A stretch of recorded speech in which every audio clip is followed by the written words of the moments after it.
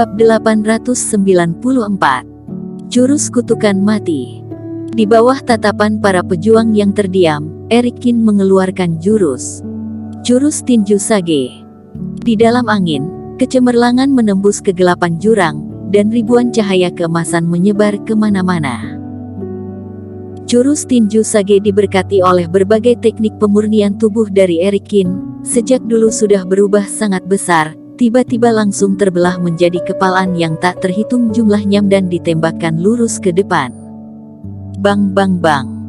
Di bawah serangan jurus tinju sage, keluarga Pan kecuali Mikael Pan, yang lainnya para pejuang tidak dapat melarikan diri. Setelah terkena tinju, mereka menjerit dan meledak, dan tubuh mereka meledak menjadi daging dan darah, langsung meninggal.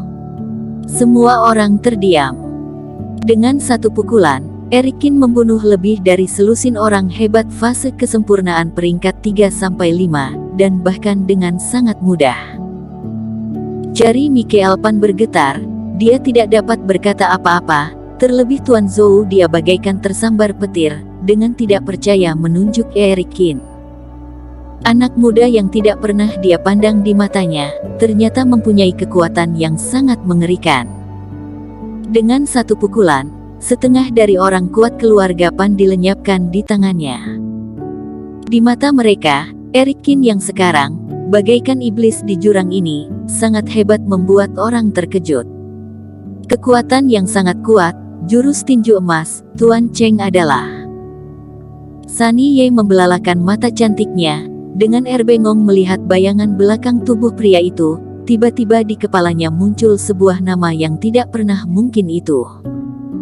Dia mengagumi Erikin sejak lama, dan dia tahu semua trik Erikin, tentu saja, tahu jurus andalah Erikin.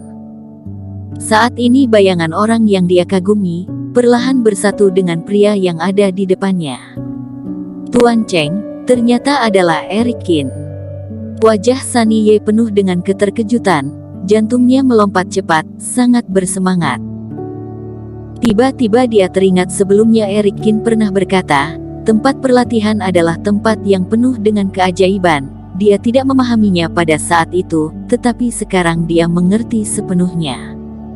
Sunny, apa yang kamu katakan? Tuan Cheng adalah Erikin. Jimson Liao juga terkejut, wajahnya seperti patung lilin.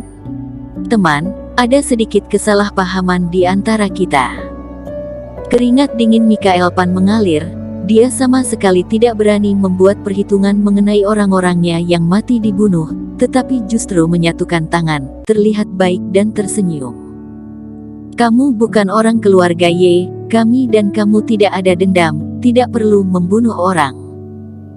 Asalkan kamu membiarkan kami membunuh Sunny Ye, mendapatkan keuntungan dari keluarga Ye, aku akan membagimu setengah, bagaimana?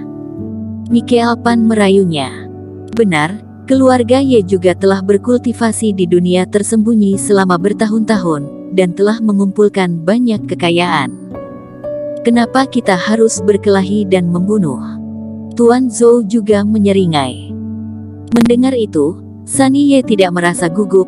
Jika pria di depannya benar-benar Erikin yang dia tebak, dia tidak akan pernah mengecewakan orang-orang yang mendukungnya. Erikin mencibir, itu memang ide yang bagus. Setengah dari kekayaan keluarga Ye menggoda. Apa yang Yang Mulia katakan benar, bila harta keluarga Ye yang banyak ini didapatkan, aku tidak akan mengingkari janjiku, dan juga bila Yang Mulia bersedia datang ke rumah kami untuk memberikan persembahan, aku akan bersedia membagikan kekayaan yang banyak setiap tahun. Mikael Pan melihat ada kesempatan, matanya langsung bersinar, dan segera berkata, tetapi aku memiliki ide yang lebih baik. Erikin mengelengkan kepala dan tersenyum, bila aku membunuhmu, lalu menghabisi keluarga Ye, bukankah semua harta ini akan menjadi milikku? Untuk apa aku membaginya setengah denganmu? Mikael Pan tiba-tiba menjadi terkejut, tidak disangka Erikin begitu jahat, dia berencana mengambil semua harta dua keluarga. Lari. Melihat bahwa mereka tidak setuju, Erikin berjalan menuju keduanya, dan ekspresi Mikael Pan berubah dan dia melarikan diri dengan tiba-tiba. Tuan Zhou juga mundur, keduanya berubah menjadi dua baris, kecepatannya sangat cepat. Dengan wajah dingin, Eric Qin maju dengan tenang, kakinya melayang di udara, tubuhnya bagaikan gelembung dan menghilang. Ketika muncul lagi, Eric Qin sudah muncul di depan Tuan Zhou, tangannya diletakkan di orang di depannya, tiba-tiba seluruh tubuh Tuan Zhou terasa dingin. Sebuah aura kuat masuk ke dalam tubuhnya, membuat seluruh tubuhnya menjadi keras, seluruh kekuatannya terkunci. Jangan bunuh aku. Tuan Zhou tidak sesombong sebelumnya, saat ini wajahnya penuh dengan ketakutan, seluruh tubuhnya gemetar.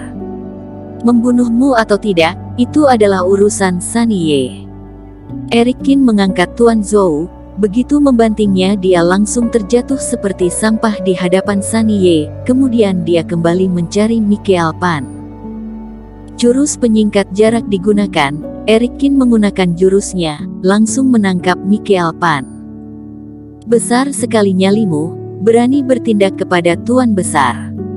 Pada saat ini, ada getaran di kehampaan di atas jurang, dan aura tajam melesat seperti anak panah, dan langsung menuju ke Eric Qin.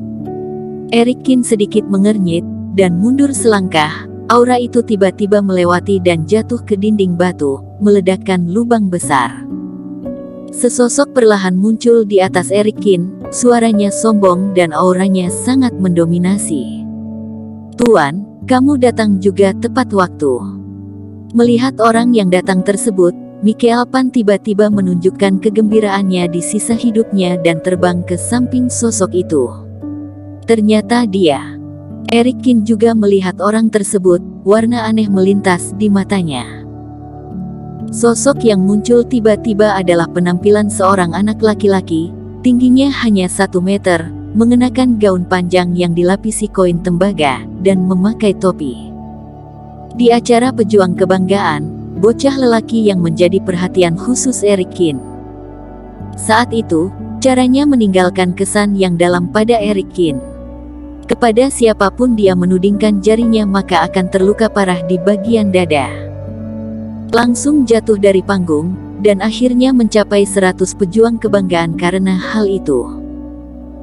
Namun, ekspresi anak laki-laki saat ini cukup arogan dan mendominasi, tidak seperti ekspresi yang seharusnya dimiliki oleh seorang anak kecil, melainkan seperti iblis yang telah berlatih selama bertahun-tahun. Bodoh, bahkan keluarga Ye pun tidak bisa menanganinya, dan masih harus aku yang harus muncul untuk membantumu. Adegan aneh muncul. Anak laki-laki kecil itu memandangi Michael Pan yang tinggi dan mengutuk. Michael Pan menciutkan lehernya, gemetar, tetapi tidak berani mengatakan apa-apa. Anak inilah yang membuat masalah, kan? Anak laki-laki itu melirik ke arah Eric Qin, sedikit mengernyit. Dia merasa nafas Eric Qin sedikit familiar, jadi dia bertanya, "Teman, apakah kita pernah bertemu sebelumnya? Maksudmu tentang jiwamu, atau tubuhmu yang rasuki?" Eric Qin berkata dengan ringan. "Aku tidak mengerti apa yang kamu katakan." Ekspresi anak itu berubah. "Keterampilan sihirmu memang agak aneh. Kamu bisa menguji umurmu di tempat uji coba ini. Kamu terikat dengan anak laki-laki dengan fisik murni positif, tapi kamu bisa membohongi semua orang. Pasti ini bukan pertama kalinya kamu melakukannya." Eric berkata. Michael Pan juga kaget, bahkan dia tidak tahu rahasia tuannya, tapi dibongkar oleh Eric Qin. Wajah bocah itu tiba-tiba dipenuhi amarah, dan matanya suram dan menakutkan. "Kamu luar biasa. Kamu bisa melihat detailku dalam sekejap, tapi siapapun yang mengetahui rahasiaku akan mati." Bocah itu mencibir. Tidak peduli siapa Eric Qin, dia mengangkat jarinya dan menunjuk ke arah Eric Qin. Tidak bisa membunuh di panggung pertandingan pejuang kebanggaan. Orang tua itu selalu menahan teknik ini, dan tangannya sekarang sudah gatal. "Hari ini, kebetulan akan aku menggunakanmu untuk menggerakkan otot dan tulangku, jurus kutukan mati." Anak laki-laki itu berteriak, di ujung jarinya, udara hitam tiba-tiba mengembun, membentuk massa udara hitam dengan seringai. Saat dia merapal ilmu sihir, seringai itu berubah menjadi hantu yang tidak jelas, berkedip di udara seperti kilat, dan dalam sekejap muncul di hadapan Erikin. Pupil mata Erikin menyusut, wajah hantu ini sangat aneh. Ketika dia tiba-tiba muncul, seluruh aura Reiki di dalam tubuhnya tidak bereaksi, seperti tidak melihat ilmu ini sama sekali. Bersambung.